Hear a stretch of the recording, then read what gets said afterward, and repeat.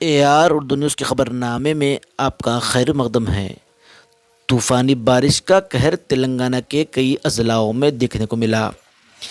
इसी से मुतासिर ज़िले वखराबाद में भी बारिश का सिलसिला जारी है।